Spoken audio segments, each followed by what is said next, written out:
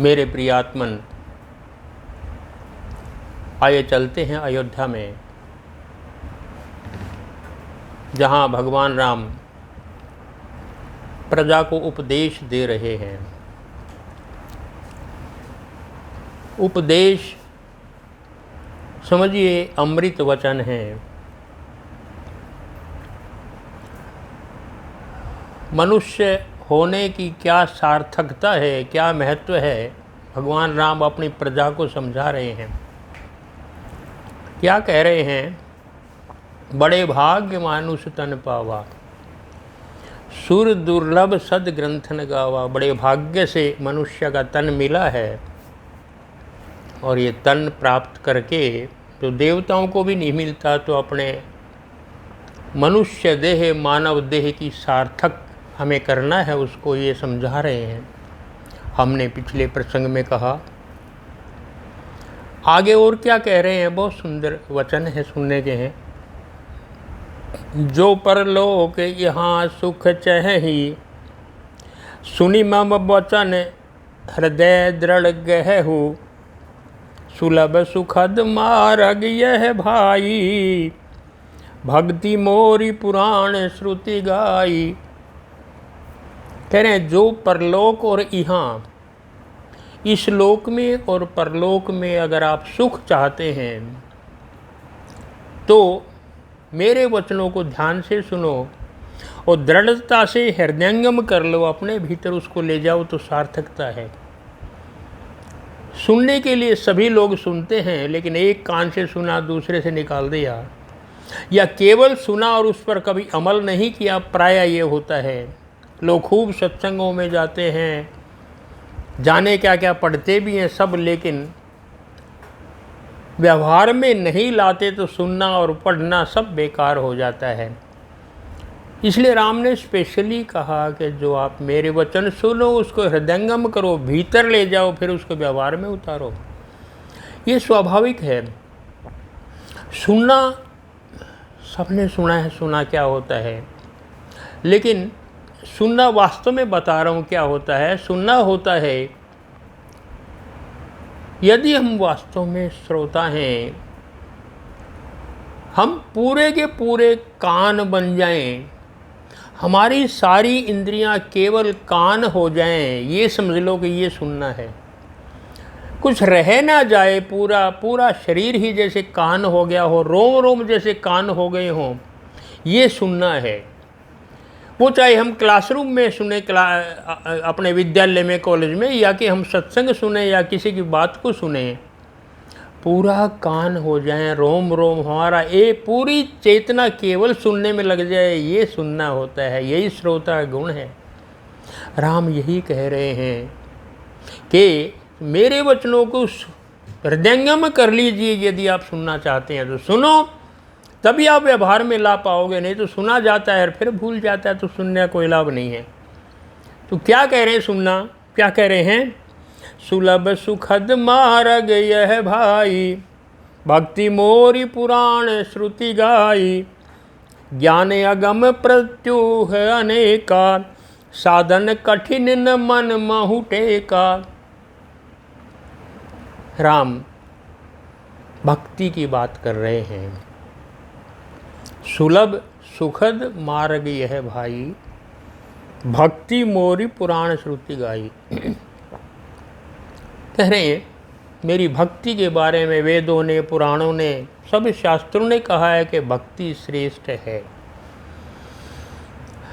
विशेष रूप से हमारे मनीषियों ने 3 मार्ग बताए हैं परमात्मा तक जाने के, सत्य को पाने के। और 3 मार्ग क्या हैं? ज्ञान मार्ग, भक्ति मार्ग और कर्म मार्ग। किसी भी माध्यम से हम जा सकते हैं, मंजिल पर पहुंच जाएंगे, लेकिन जाना ये है कि किसी के भीतर प्राकृतिक रूप से तत्व कौन से हैं। कुछ व्यक्ति ज्ञान मार्ग से ही जा सकते हैं। भक्ति का अर्थ है समर्पण। कुछ लोग समर्पण नहीं कर सकते, वो ज्ञानी हैं, ज्ञान मार्ग से जा सकते हैं वो। अपने भीतर कौन से तत्व हैं प्राकृतिक, वो हमें सोच करके जाना पड़ेगा। भक्ति मार्ग में पूर्ण समर्पण है, मैं मिट जाऊंगा, ये भक्ति है। और कर्म मार्ग में निष्काम कर्म योग है, बिना किसी कामना के, बिना किसी चाहत के, बिना किसी इच्छा के कर्म करना है, ये कर्म मार्ग है। राम किस बात पर जोर देते हैं? भगवान राम कहते हैं बाकी मार्ग कठिन है, भक्ति का मार्ग सरल है। क्या कह रहे हैं राम? सुलभ, बड़े सुलभ है, आराम से मिल सकता है, सुखद, सुख देने वाला है। सुलभ सुखद मार्ग यह भाई, भक्ति मार्ग बड़ा सुलभ है, सुखद है, सुख देने वाला है। और सारे पुराणों ने, वेदों ने कहा है कि भक्ति मार्ग ही श्रेष्ठ है। क्यों? तुलना की है राम ने कि ज्ञान अगम प्रत्युह अनेका, साधन कठिन न मन महु टेका। ज्ञान कठिन है, उसमें अनेक कठिनाइयाँ हैं ज्ञान में। ज्ञान के पंथ कृपान के धारा, होत खगेश होत नहीं वारा।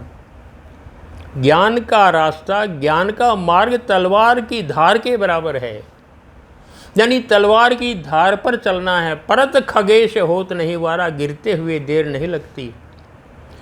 रावण भी ज्ञान मार्गी था, भक्ति मार्गी नहीं था। ज्ञान मार्ग में सबसे बड़ी जो कठिनाई है वो ये है, अहंकार पैदा हो जाता है, अभिमान पैदा हो जाता है, मैं ज्ञानी हूँ। रावण को भी अहंकार हुआ था, ज्ञानी तो वो भी था, लेकिन अहंकार हमें कुमार्ग पर ले जाता है, सन्मार्ग पर नहीं। दूसरे ज्ञान मार्ग में क्या आता है? ज्ञान मार्ग में आता है ध्यान है, योग है, प्राणायाम है, तपस्या है, साधना है। ये सारे के सारे कठिन मार्ग हैं। ध्यान, अपने भीतर जाना है, बाहर सारी इंद्रियों को बंद करके अपने भीतर जाना है, ध्यान में, समाधि में, ये ध्यान मार्ग है। और राम कह रहे हैं फिर सबसे कठिन है फिर मन को टिक नहीं सकता कहीं, ध्यान में मन टिकता नहीं है। जो ही हम ध्यान में बहुत गहराई में उतरते हैं, मन समाप्त हो जाता है। ध्यान का अर्थ ही है निर्विचार अवस्था, जहाँ मन ना हो। मन मिट जाए तो ध्यान प्रारंभ होता है। विचार का अर्थ ही मन है, तो जब तक मन है ध्यान का तो मतलब नहीं है। अमनी अवस्था का नाम ध्यान है, निर्विचार अवस्था का नाम ध्यान है। तो मन नहीं रहता, ये ध्यान है। कहला मन टिकने का कोई साधन नहीं है, मन कहाँ टिके। और भक्ति में मन राम भगवान के चरणों में टिकता है। भगवान के चरण एक साधन बन गए, वहाँ अपने मन को टिकाइए। वहाँ यदि मन टिका तो एक सहारा मिल गया। लेकिन ध्यान में जहाँ मन ही समाप्त हो जाता है तो सहारे का मतलब नहीं है, क्या सहारा मिले। इसलिए जब भी हम ध्यान में गहराई में उतरते हैं, कई बार इतना डर लगता है कि नीचे कोई जगह भी है कि नहीं है। जिन्होंने ध्यान किया है, अपना भी अनुभव है, जितने ध्यान किया है उन्होंने पाया है कि समुद्र की फिर भी कोई गहराई होगी 10-12 मील नीचे जाकर के समुद्र की ज़्यादा है ज़्यादा गहराई है संसार में। लेकिन जो ही हम अपने भीतर उतरते हैं तो कोई गहराई नहीं, कोई अंत नहीं है उसका। आप कहाँ जाओगे, कोई अंत नहीं है। इसलिए राम कह रहे हैं मन कहीं टिकता नहीं, मन कहाँ टिकेगा। साधन कठिन, एक तो कठिन है तपस्या करना, साधना करना, ध्यान समाधि में जाना, योग करना। फिर ना मन कहूँ टेका, मन को ठिकाना नहीं, मन को टेक नहीं, तो कहाँ जाएगा मन। इसलिए कह रहे हैं कि भक्ति स्वतंत्र सकल सुख खानी। भक्ति स्वतंत्र है, किसी के अधीन नहीं, सारे सुखों की देने वाली है। भक्ति स्वतंत्र है। इसलिए राम ने भक्ति पर जोर दिया है। कहा भक्त होना चाहिए, भक्ति करनी चाहिए, भक्ति में प्रवेश करना चाहिए। ज्ञान में नहीं, प्राथमिकता राम ने भक्ति को दी है। इसको हम थोड़ा सा और समझ लेंगे। सांडिल्य ऋषि ने कहा है, पहला वाक्य है उनका,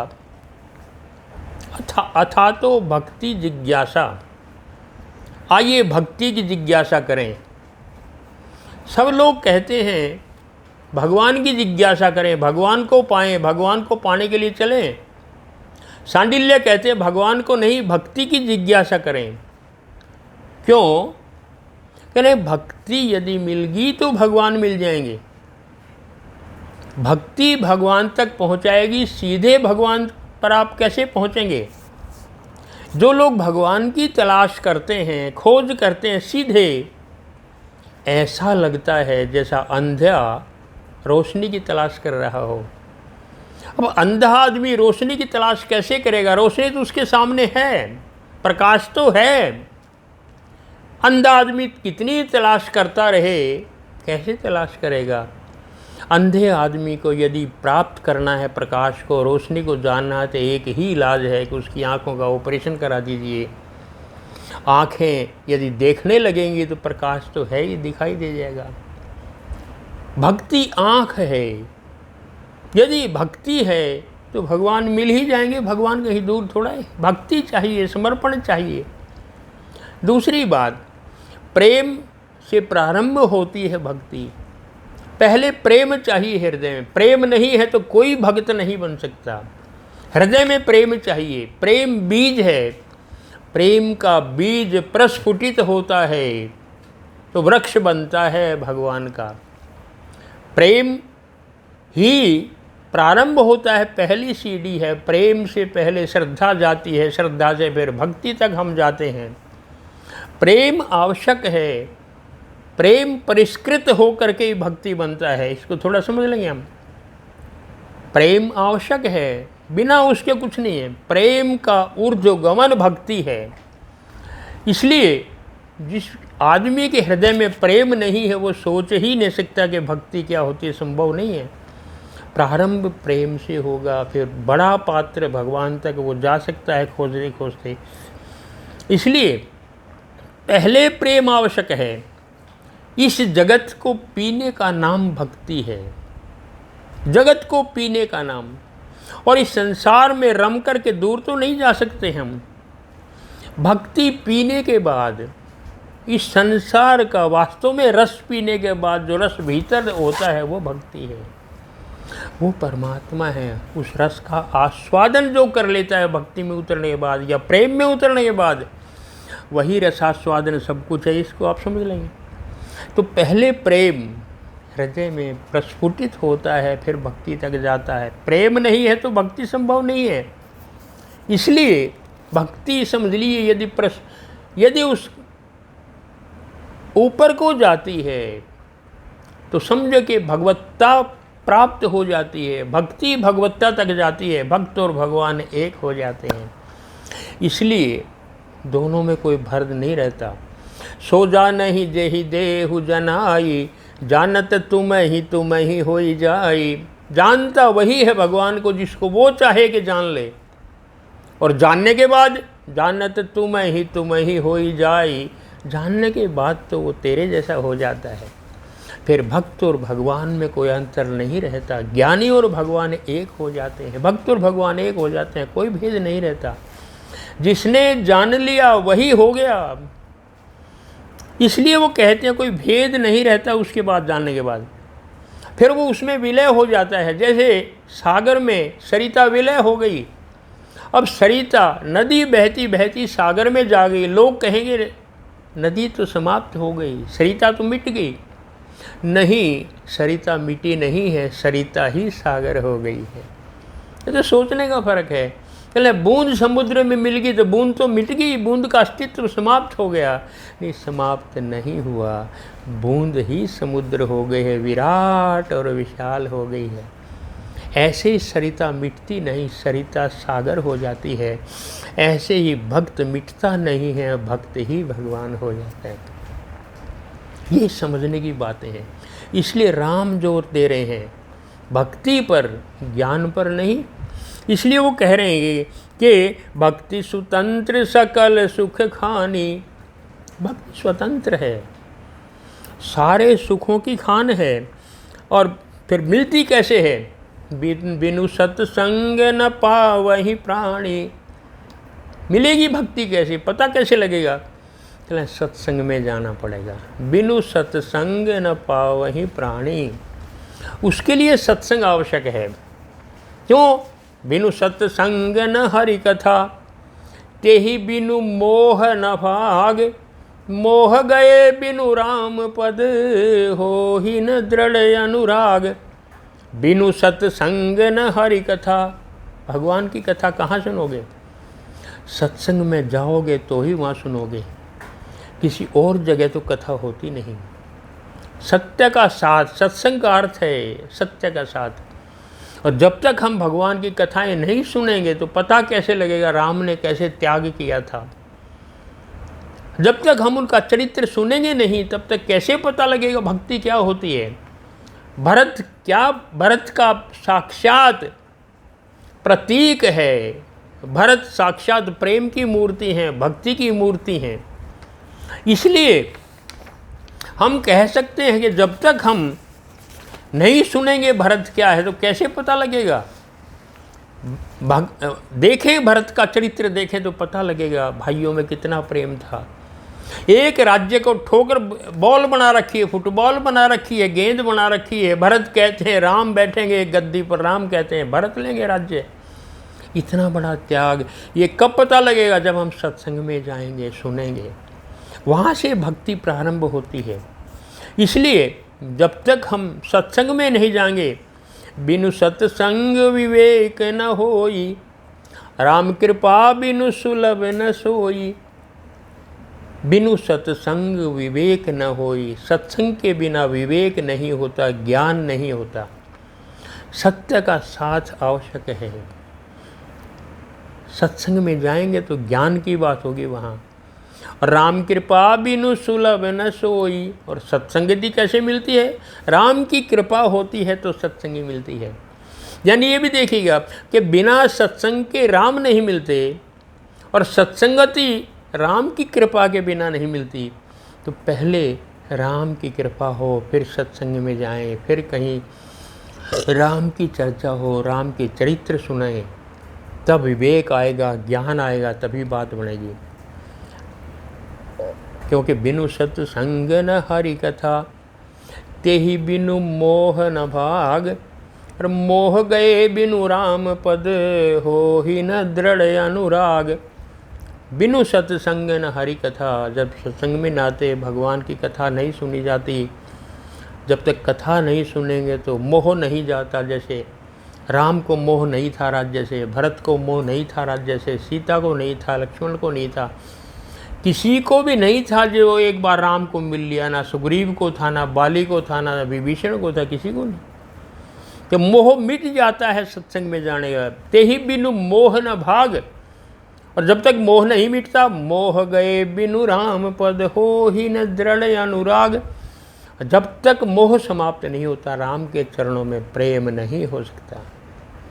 इसलिए आवश्यक है कि सत्संग में जाना आवश्यक है। इसलिए राम कह रहे हैं, राम यही बात कह, बिनु सत्संग न पावहि प्राणी। बिना सत्संग के हरि कथा नहीं मिलती, मोह नहीं जाता, विवेक जागृत नहीं होता जो हमारे भीतर है।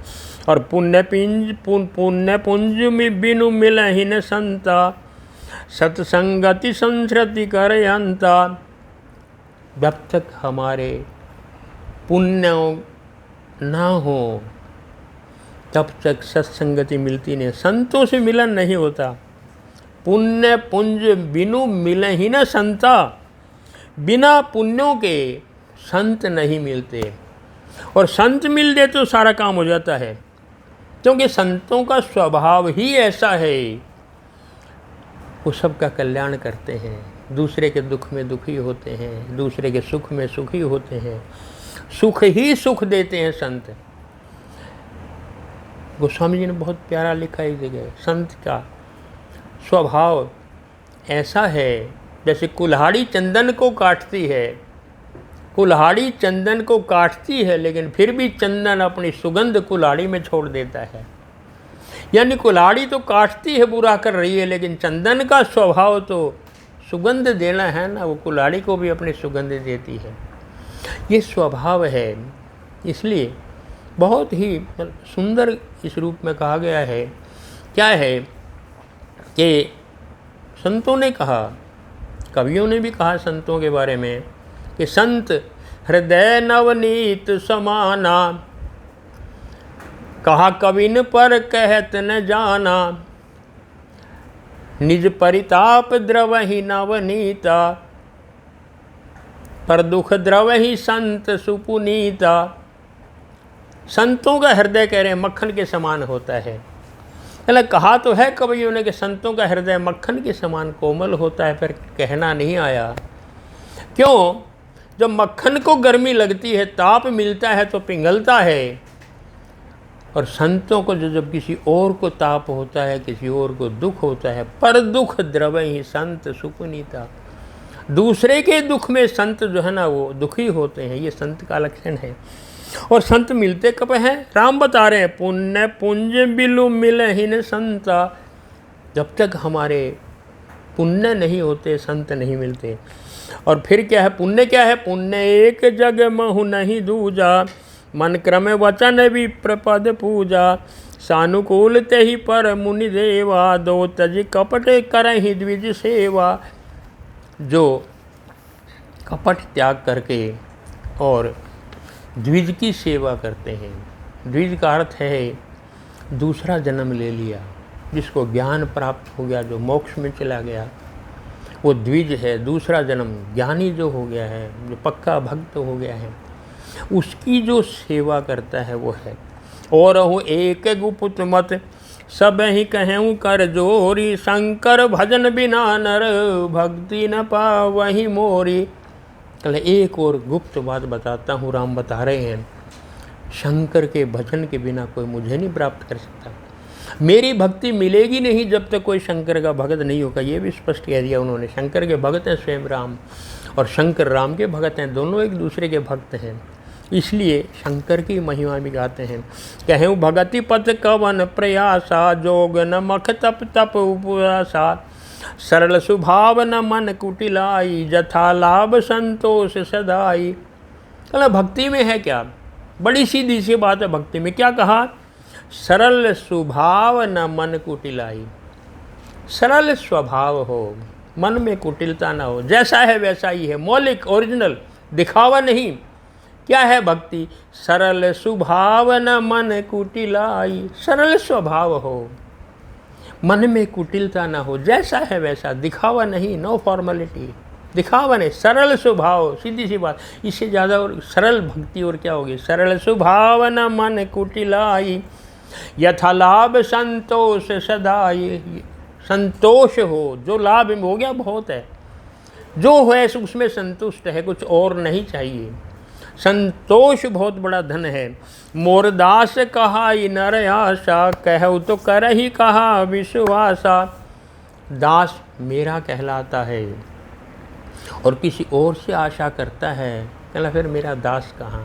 कैसे विश्वास होगा? ना मुझे उस पर विश्वास होगा, ना उस पर मुझे विश्वास है। इसलिए कहा एक ही बात है कि सब मेरे ऊपर सौंप दे, सब कुछ मेरे प्रति। जैसे भरत ने कहा था, सब कर मांगहूँ एक फल। महर्षि वाल्मीकि ने कहा राम को, किसके हृदय में निवास करो? सब कर मांगहूँ एक फल, राम चरण रति हो, तिनके मन मंदिर बसहूँ, सिय रघुनंदन दो। सारे शुभ कर्म करे, उसके बाद एक ही फल मांगे कि राम के चरणों में प्रेम हो जाए और कुछ नहीं, इतना विश्वास हो। भरत ने भी यही मांगा था माँ गंगा से। क्या मांगा भरत ने? अर्थ न धर्म न काम रुचि, गति न चहु निर्वाण, जन्म जन्म रति राम पद, यह वरदान नयान। ना धन चाहिए, अर्थ, ना ही धर्म चाहिए, न काम चाहिए, ना गति चाहिए, ना मोक्ष चाहिए। गंगा जी से मांग रहे हैं भरत, कुछ नहीं चाहिए इनमें से। क्या चाहिए? जन्म जन्म रति राम पद, बस जन्म जन्म तक मेरा भगवान के चरणों में प्रेम रहे, ये भक्ति है। इसलिए कह रहा विश्वास हो मेरे ऊपर, विश्वास अगर नहीं है मेरा दास कहलाता है, विश्वास किसी और पे है चलो वो भक्त नहीं हो सकता। इसलिए और कुछ नहीं चाहिए, जैसे भरत कह रहे हैं कुछ नहीं चाहिए, बस राम के चरणों में प्रीति बढ़ती जाए मेरे। इसलिए प्रीति सदा सज्जन संग गंगा, सज्जनों से प्रेम हो, मेरा भगत हो, और जो मुझसे प्रेम करते हैं उनसे भी प्रेम हो। मम गुण ग्राम नाम रत, गत ममता मद मोहता, कर सुख सोई जा नहीं, परानंद संदोह। मेरे नाम का भजन गाते हो, मेरा संकीर्तन करते हो, मेरे नाम का भजन सुनते हो।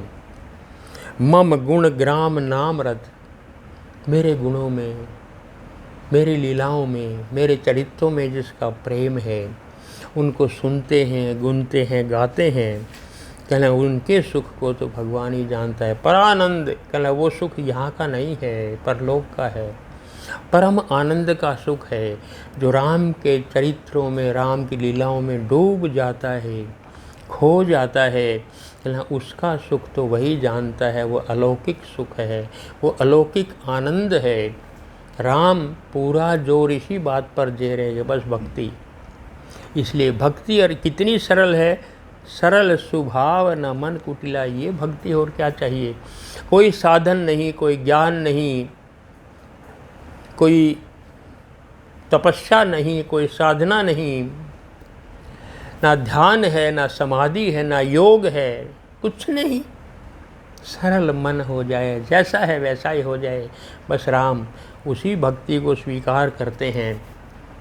ये आज राम के उपदेश पूरे होते हैं। आगे हम कथा को फिर बढ़ाएंगे। आज इतना ही। जय श्री राम।